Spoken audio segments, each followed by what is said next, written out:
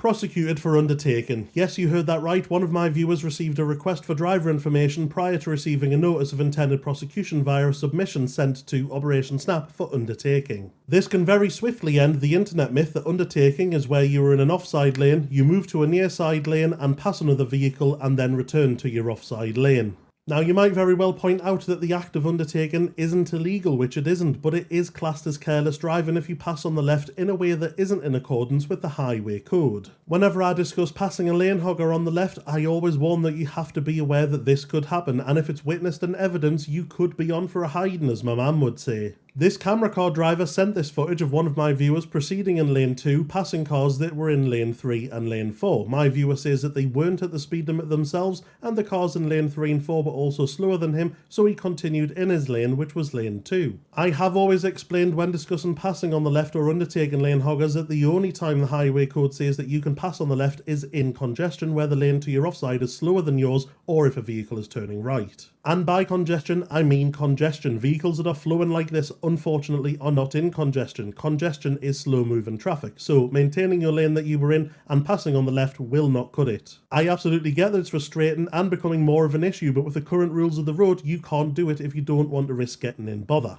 My viewer was offered the driver education course, the option of 3 points, or the option of fighting it in court, and he's going to take the course. Now, in the heat of the moment, you might think it's worth fighting it. But can you afford the solicitor's fees? And if you lose, can you afford the court costs? Most people cannot. There is the option of representing yourself, but that usually ends up as a no-go, as most people don't have the legal knowledge to be able to put forward a counter-argument, and so the judge will usually rule against the person that's representing themselves.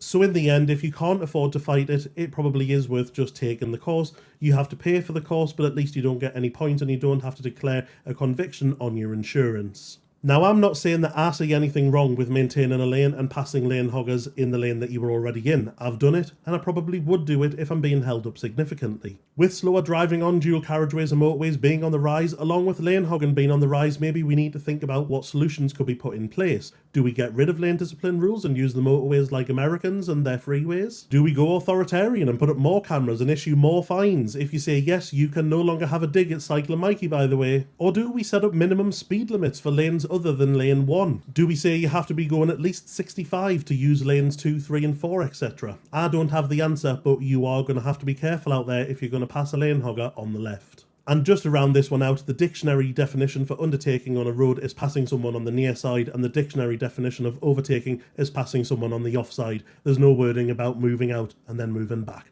Lovely jubbly, sound as a pound.